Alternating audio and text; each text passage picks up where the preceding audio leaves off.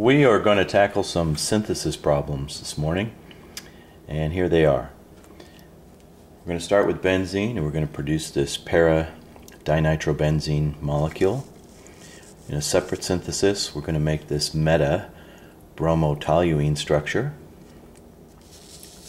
Finally, we'll come back to a para-hydroxybenzoic acid, and finally we're going to make this ortho-substituted difluoride, all starting with benzene.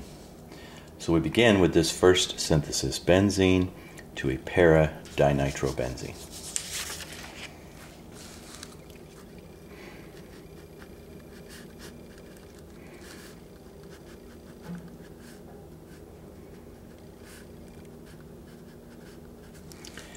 Now when we attempt a synthesis like this, we want to have some sort of a strategy right from the get-go. We know that the nitro groups are both meta-directors, so it wouldn't make much sense to try to put a nitro group on and then just add the second in the para position. That's not going to happen. We'd make meta-dinitrobenzene in that way. So we need a strategy, and our strategy is simply that the nitro group is nothing more than an oxidized amino group, an NH2 group. We can oxidize an amino group to a nitro group and reduce the nitro group back to an amino group whenever we like. So we have to think about an amino group when we see a nitro group, and the amino group is an orthopara director. So it would seem that a good way for us to start would be to begin with nitration. Not because we want to put a nitro group on and leave it on, but because that is the first step toward making aniline. So in two steps, nitration followed by reduction, we've got aniline. Now, this amino group is a powerful activating group in an orthopara director. The problem is that it's both an ortho and a para director, and we want to get this second group in the para position exclusively. So how are we going to do that? Well, we're going to use one of our tricks, which is to acylate at nitrogen using acetyl chloride.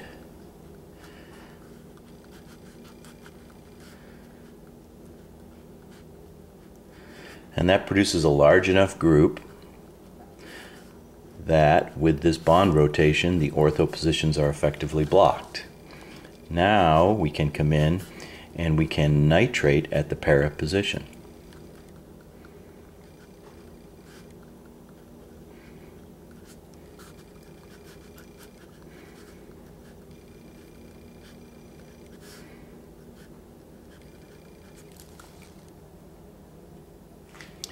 So we've got our two groups in place. This one's already a nitro group. We need to now turn this amide into a nitro group, so we're going to hydrolyze it back to the amine.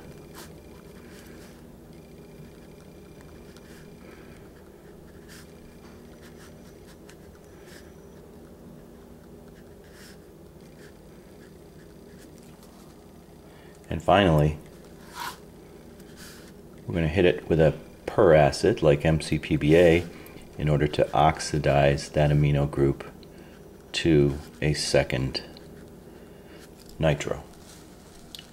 So there's our synthesis, a total of 1, 2, 3, 4, 5, 6 steps. Okay, let's move on to the second synthesis, which is this one right here. We're going to start with benzene again, and this time we're going to produce a meta-bromotoluene. Now this methyl group is an orthopara director, and the halogen is also an orthopara director. So once again, we've got groups in positions which aren't necessarily convenient. We're going to have to come up with a strategy. How are we going to put both an alkyl group and a halogen meta with respect to one another? And this is where knowing your reactions can really be very important. It is possible to brominate a benzene ring in one step using Br2, FeBr3, but it's also possible to brominate through Sandmeyer chemistry, and that's going to be the key here, because along the Sandmeyer path we're going to make nitrobenzene which is a meta director.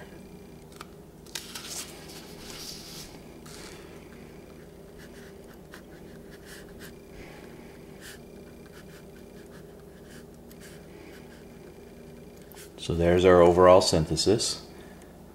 And as per usual, we want to make this particular structure free of other isomers. So,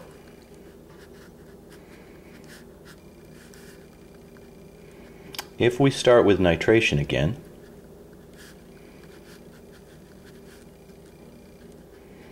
we've made nitrobenzene, and now we have a meta director. Now remember, the nitro group can eventually be converted into this halogen. So now that it's still a nitro group and it's a meta director, now would be a good time to put the methyl group in the meta position.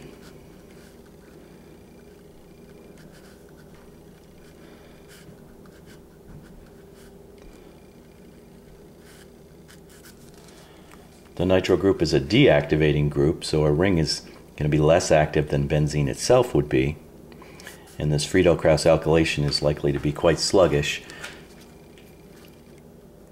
But that's our best chance to put a methyl group meta relative to that nitro group. Now that we've done that, we can proceed to the corresponding aniline structure. And then we're going to make our diazonium chloride.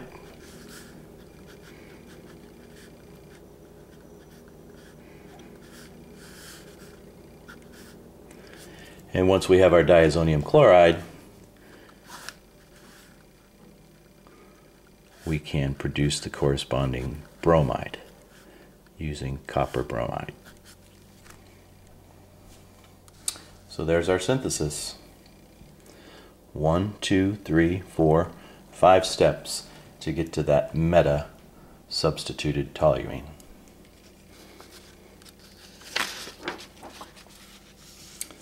What's next?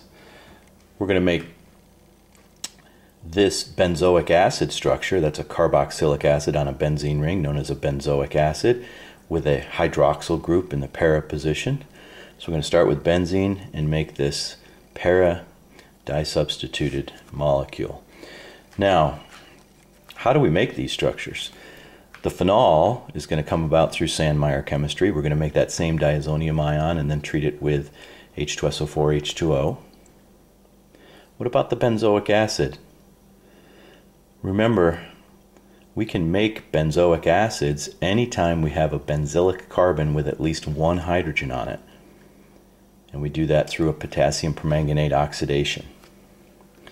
So before we get into the details of this synthesis, I'll write the overall synthesis once again at the top of the page.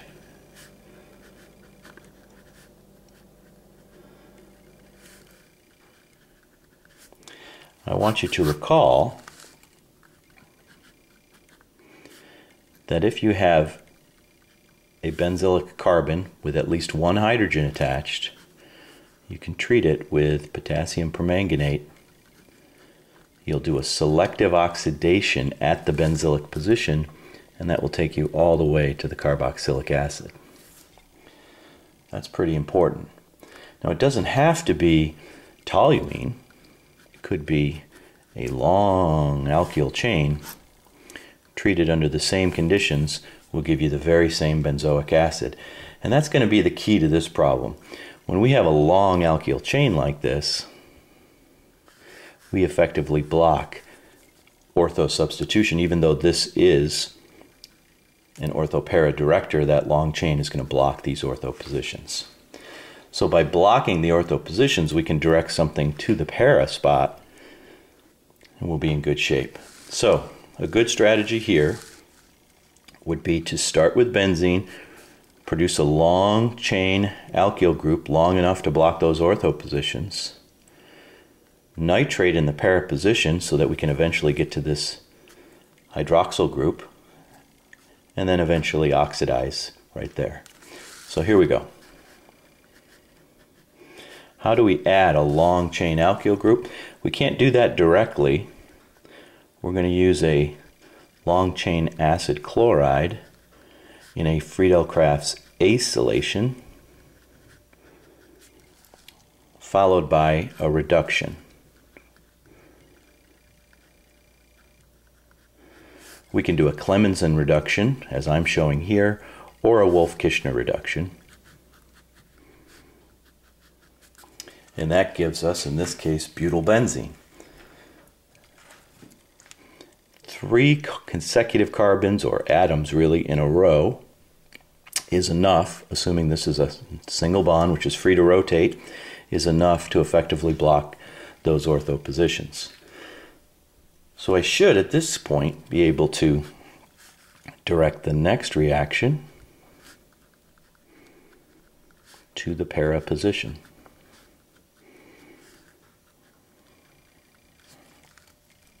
And there it is.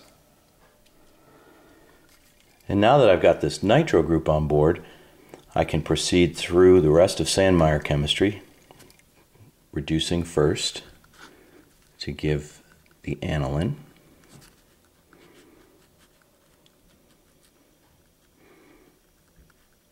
Followed by formation of the diazonium chloride.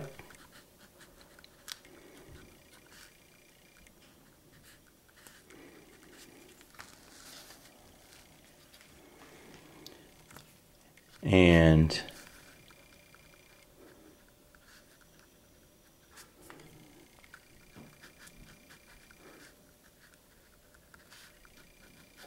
finally the phenol.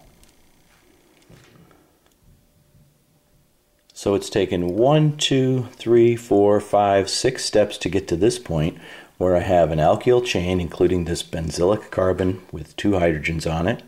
All I need is 1, but I've got 2 there. Present as a phenol derivative. All I have to do now is oxidize selectively at the benzylic position using potassium permanganate.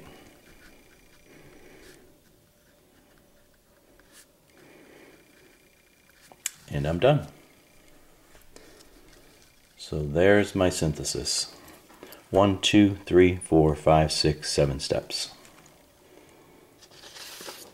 Well, we've probably saved the most challenging synthesis for last, and that is to go from benzene to this ortho substituted dihalide. I've got an iodine and a fluorine on board, both of which are going to require Sandmeyer chemistry.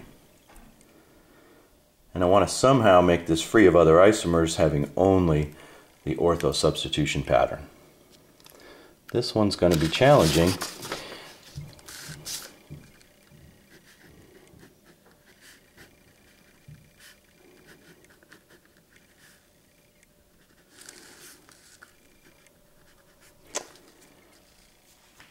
How can we do it? Well, we're going to have to use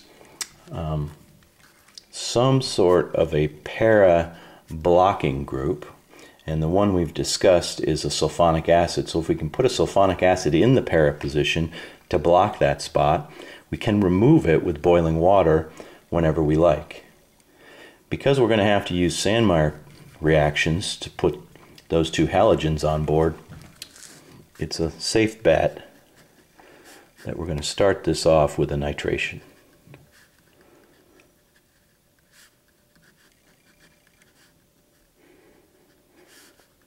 Followed by a reduction.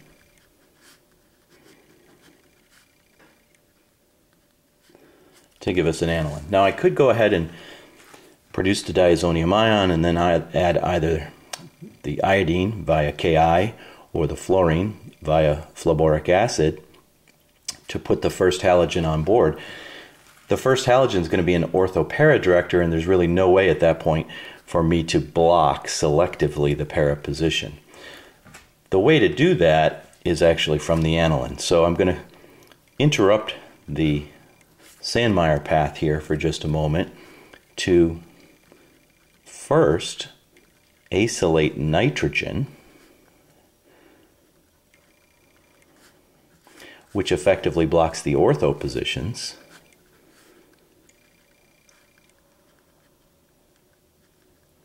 Then perform a sulfonation at the para position.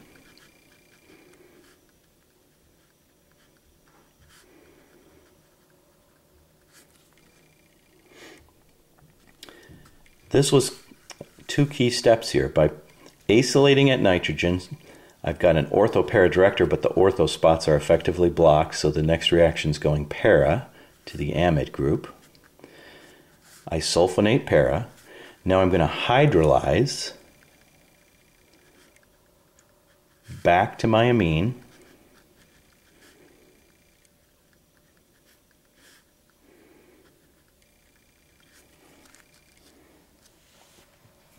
And now look, the ortho spots are opened up again, and I have this powerful activating group on board.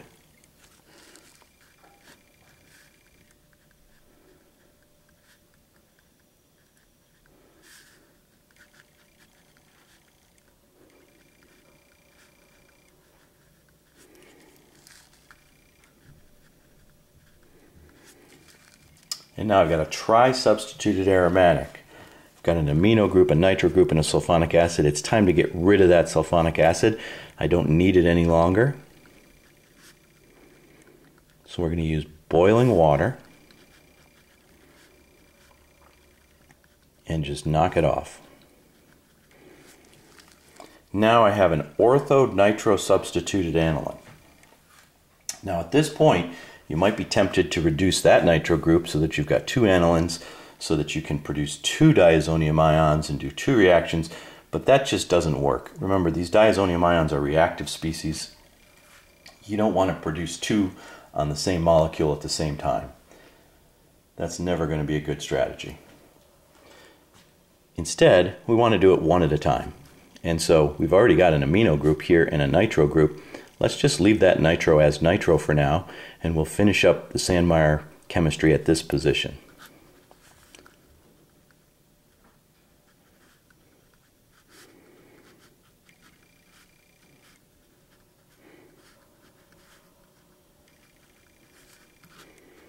At this point, we can put either the iodine or the fluorine on. It doesn't really matter.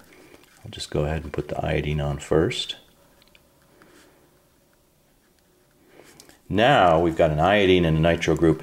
We can go through the same series of steps to convert that nitro group into a fluorine, namely reduction.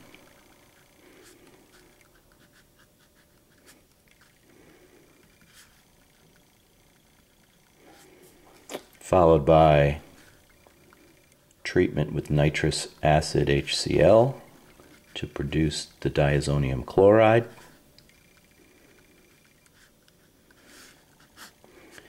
And finally, in order to get to the fluoride, we use phlorboric acid.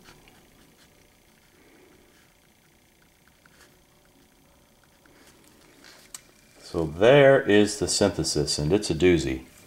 Really challenging for two reasons. One, we wanted to make the ortho-substituted isomer free of other isomers. And two, both of these halogens, which we wanted to add on board, require Sandmeyer chemistry, which in and of itself requires several steps. So 1, 2, 3, 4, 5, 6, 7, 8, 9, 10, 11, 12-step synthesis. But very doable, and I hope you'll agree with me that every step along the way had a purpose.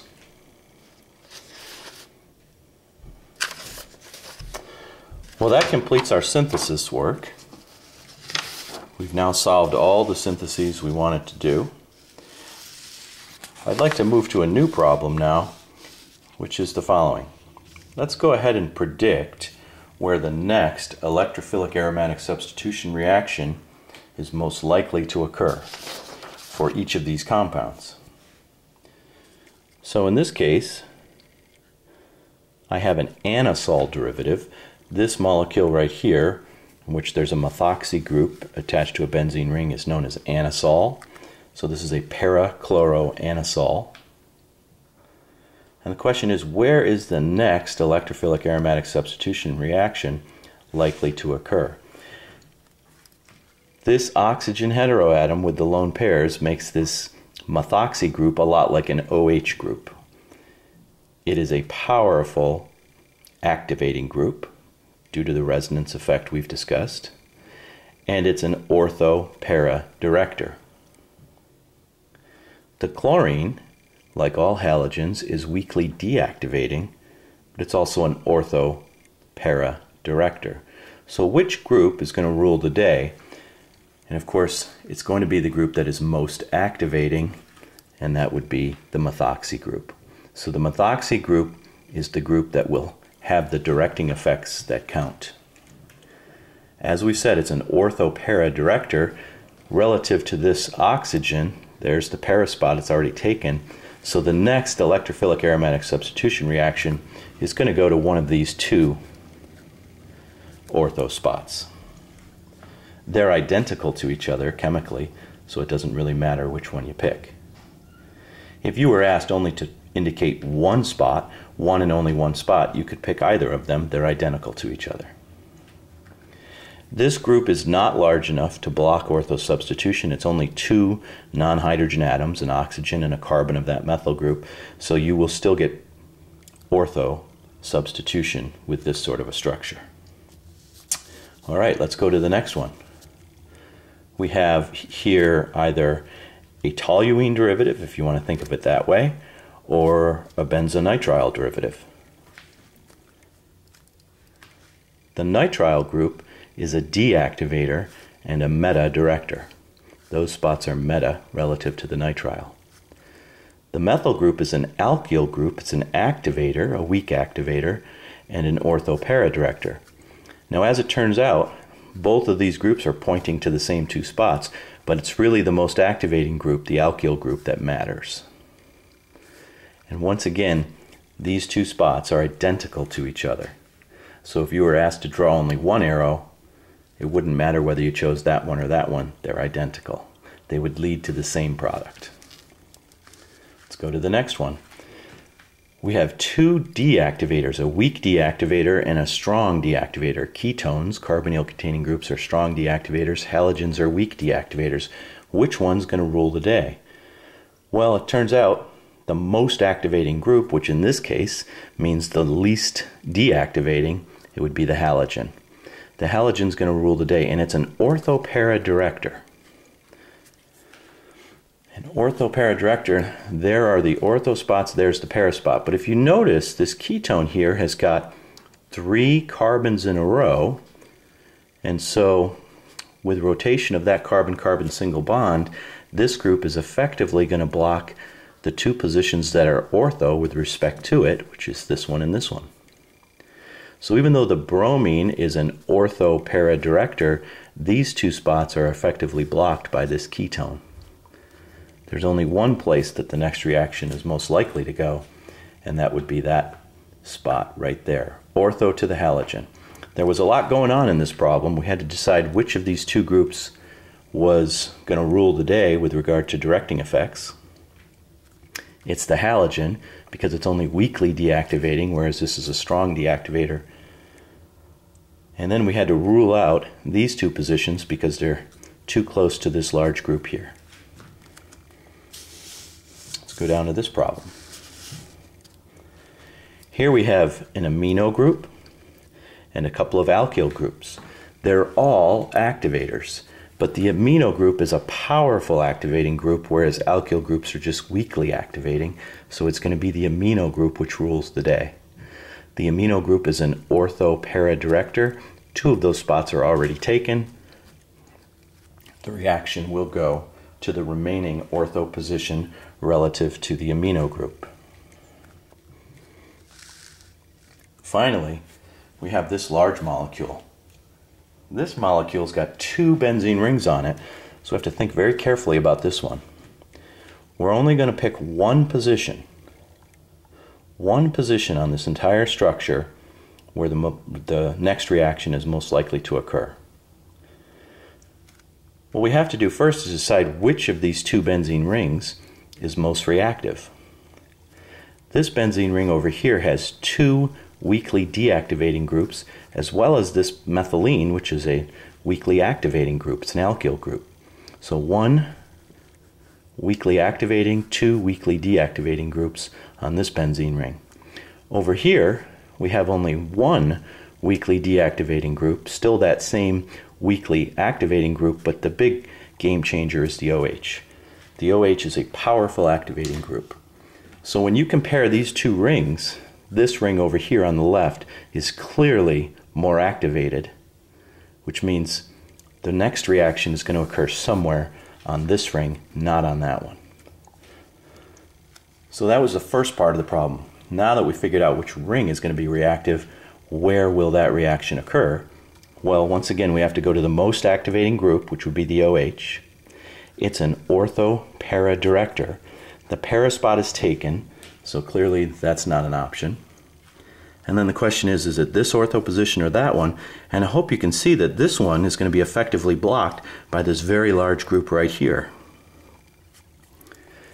Because of rotation about that carbon-carbon single bond, this is plenty large enough to effectively block that ortho position. So, after all is said and done, the other ortho position relative to the hydroxyl group is going to be the site of the next electrophilic aromatic substitution reaction. Those are important problems. I hope you understand how we arrived at all the conclusions we made here. There's some other homework problems in the book which are similar to these. You should definitely look at those. I will see you soon.